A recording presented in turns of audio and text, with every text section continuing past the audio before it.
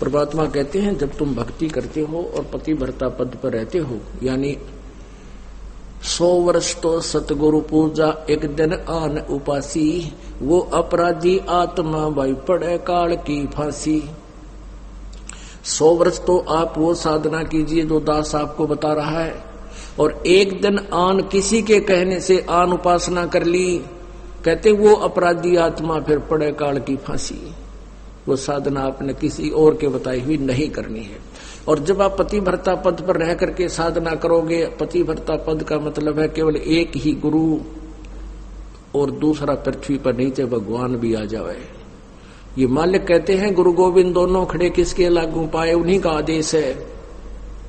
इसीलिए है कि आपको ये काल और अपने दूतों के द्वारा हमारे रास्ते से भ्रष्ट कर देता है।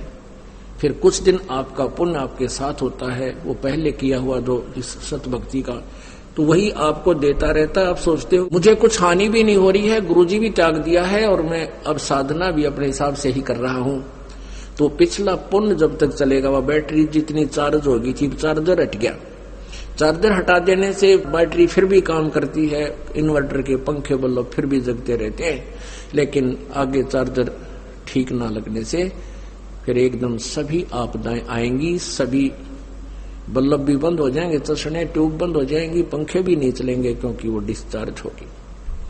तो परमात्मा कहते हैं 100 वर्ष तक सतगुरु पूजा एक दिन आन उपासी, वो अपराधी आत्मा फिर पड़े काल की फांसी।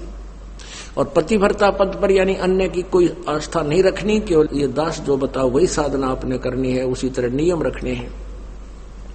कहते पतिव्रता जमी पर जो धर है पांव, और समर्थ झाड़ू देते है ना कांटा लग जाए। आपके जीवन रूपी सफर को परमात्मा आपके पाप कर्म रूपी कांटों को ऐसे बुहार देगा, साफ करके रखेगा कि मेरे बच्चे को, मेरी प्यारी आत्मा को ये कर्म रूपी कांटा दुख ना दे दे। कहते समर्थ झाड़ू देते है पतिव्रता, फिर ऐसी जो आत्मा जो एक परमपिता पर रुकने वाली, सच्ची श्रद्धा करने वाली, अपने जीवन रूपी सफर पर पग रखती है, तो समर्थ झाड़ू देत है कहीं ना कांटा लग जाए। बोलो सतगुरुदेव।